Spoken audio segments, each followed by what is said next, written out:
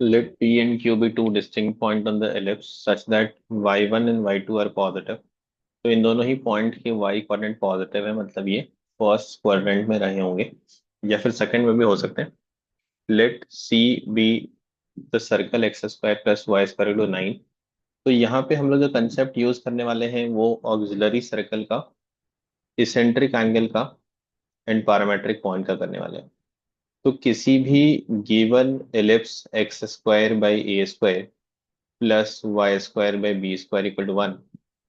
फिलहाल ये जो गिवन एलिप्स है इसमें ए और बी की वैल्यू 3 और 2 है, तो ये आपका हॉरिजेंटल एलिप्स हो जाएगा। X square by 9 plus y square by 4 equal to 1, ये गिवन एलिप्स है।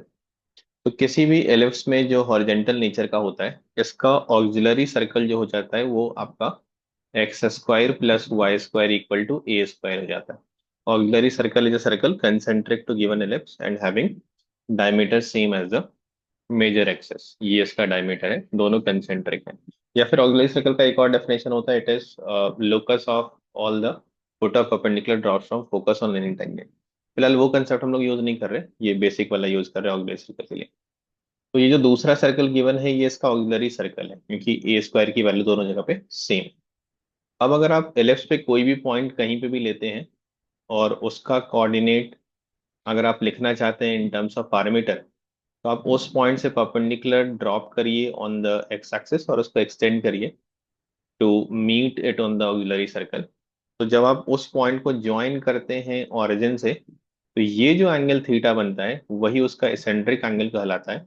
और उस समय इस एलिप्स पर के पॉइंट का coordinate a cos theta b sine theta हो जाता है, and the corresponding point on the auxiliary circle will have coordinate a cos theta and a sin theta.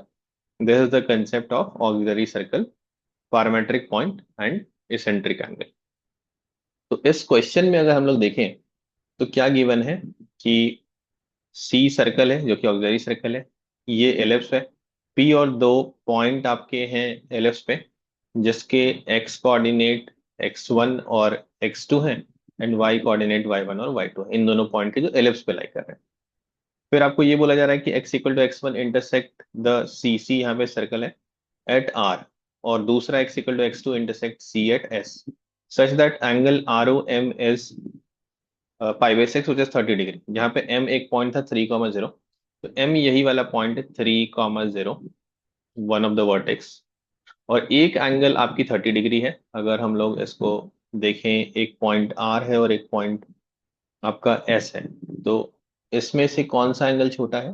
Angle ROM 30 degree है, तो R को इधर कर लेते हैं, ये आपका 30 डिग्री कर लेते हैं। This angle is 30 degree, pi by six, ये 30 डिग्री हो गया। And this angle is 60 degree, इसको हम लोग S बोल देते हैं। SOM is given as 60 degree. O is the origin of course. Mod of x y denotes the length of line segment x y. तो यहाँ पे भी इस तरह का सिंबल यूज किया गया, बेसिकली वो लेंथ के लिए इस क्वेश्चन में यूज किया गया। तो अब हम लोग देखते हैं कि इनका कोऑर्डिनेट क्या क्या निकल के आएगा। ये जो पॉइंट करस्पॉन्डिंगली एलिप्स पे गिवन है वो क्या है? पी और क्यू है। तो x equal to x1 cut किया है सर्कल को r पे, तो जहां पे r है उसका कोऑर्डिनेट आपका x1 है, और y कोऑर्डिनेट हम लोग देखते हैं क्या होगा। तो एक जो पॉइंट है, इस तरह से एक लाइन बनेगा x इक्वल टू x1, इस पे जितना भी पॉइंट होगा उस सबका एक्स कोऑर्डिनेट सेम होगा। तो करस्पॉन्डिंग पॉइंट एलिप्स पे जो आएगा जिसका एक्स कोऑर्डिनेट x1 गिवन है वो p है।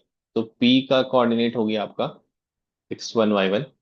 और सिमिलरली ये दूसरा लाइन जो है ये आपका x इक्वल टू x2 वाला लाइन है, तो इस पे सारे पॉइंट का एक्स कोऑर्डिनेट x2 हो जाएगा।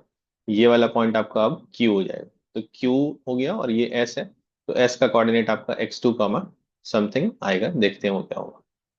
तो आपको एंगल तो मालूम ही है, ए और बी मालूम ही है, तो लिख लीजिए आपका, देखिए क्या आ रहा है। तो सबसे पहले हम लोग पी का कोऑर्डिनेट लिख लेते हैं। यहाँ पे एंगल आपकी कितनी होगी? 30 डिग्री। तो ए कॉस 30 डिग्री, ए भी रख लीजिए आप, 3 cos 30, एंड बी 2 sin 30। तो पी का कोऑर्डिनेट जिसको आप x1 y1 बोल रहे हैं वो आपका निकल के आ गया 3√3/2 एंड 1। सिमिलरली क्यू क्या निकल के आ गया? Q is your x2 y2।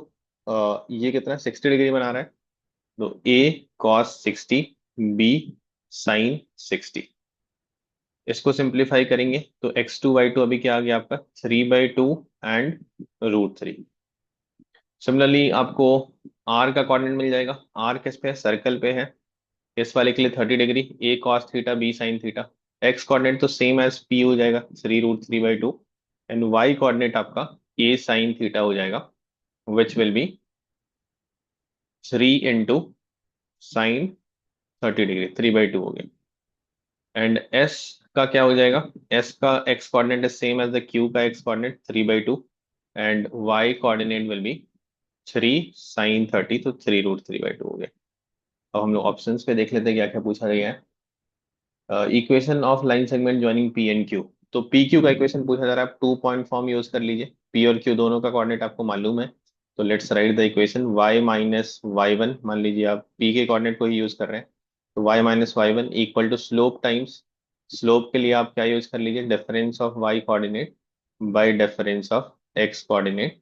ये आपका स्लोप हो गया, मल्टीप्लाइड बाय x-x1 हो गया। इसको सिंप्लीफाई करते हैं, देखते हैं क्या इक्वेशन आता है। तो यहाँ पे आप 3/2 कॉमन लेंगे तो इसका नेगेटिव हो जाएगा 1 - √3।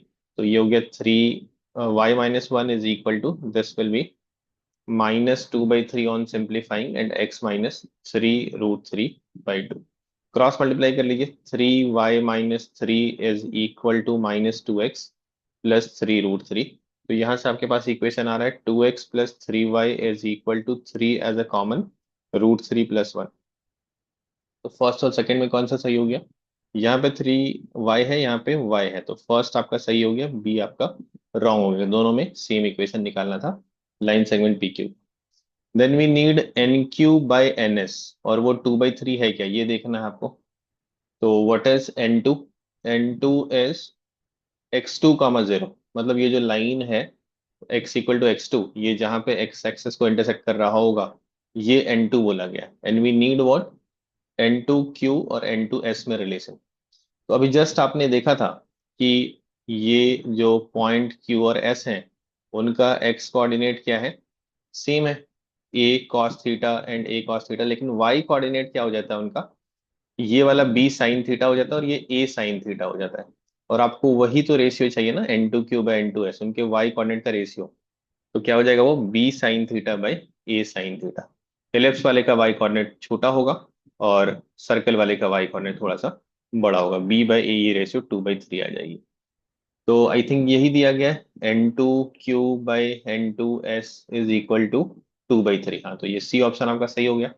सिमिलरली आपका N1, यहाँ पे पॉइंट N1 कौन सा, x1, 0, ये वाला जहाँ पे दूसरा वर्टिकल लाइन x एक्सेस को मीट कर रहा है।